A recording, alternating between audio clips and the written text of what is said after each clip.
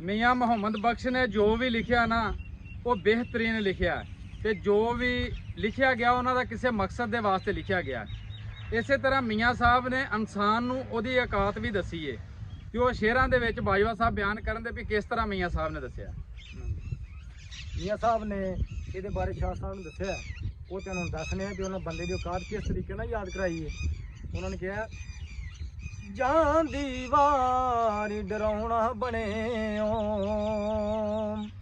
आते हथ नहीं लाउंदे डर दे वो जिलना लई तू पाप कमावे ते किथे ने तेरे कर दे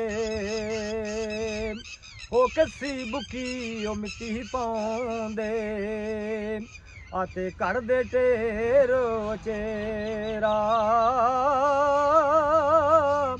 ते पढ़ दरूद करानू ने जांदे आते मुड़ नहीं पाउंदे फेरा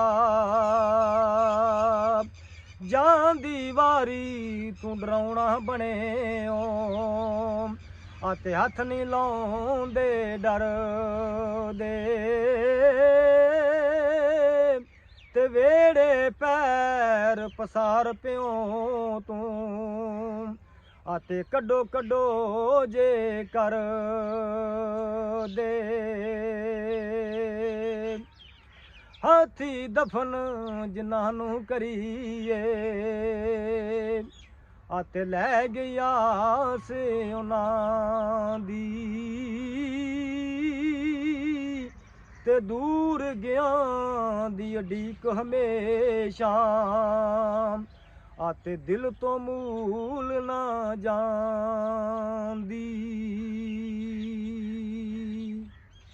मियाँ साहब ने ना दो तिना लफ्ज़ों दे विच समझ लो भी दरिया कूजे दे विच बंद कर दिता।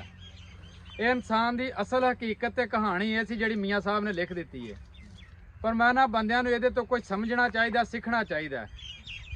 अगे अज भी बैठे असीं पहलों गल करदे सी कि एक बंदे की औलाद सी ते हुण जवान हो गई है, प्यो दी पेनशन भी आउंदी है काफ़ी सारी, उहदे कोलों लै लैंदे ने ते उहनूं उहदे बदले च छित्तर मारदे ने। वो दूसरा बंदा कोया उन्हें कहा सिर्फ वो प्यो का गुनाह है, औलाद का गुनाह नहीं। मैं उन्होंने पूछा किस तरह, उन्हें कहा जो औलाद छोटी सी बंदा करप्शन करके इन्हों हराम खवांदा रहा। मैं ना भी दुनिया की हर चीज़ तुसा छड़ जानी है, आखिरी वेले तो डरदे हथ भी नहीं लाते घर दे, नहीं लाउंदे, कोई बंदा नहीं हथ लाउंदा। ते इन्हों तुसी हलाल खवाओ, अगर तुसी हलाल खवाओ देना तो औलाद भी सदका जारी आवे, तुहाडे मरण तो बाद भी तुहाडे तक नेकियां पहुँचणगियां। ते जिन्हां भरावां ने भी बुरा औलाद नूं खवाया या खवा रहे ने, मैं ना माजरत कर लवो, इस दुनिया तो भी ते आखिरत तो भी माफ़ी मंग लवो। बाकी मेरी दुआ है हमेशा हसदे रहो ते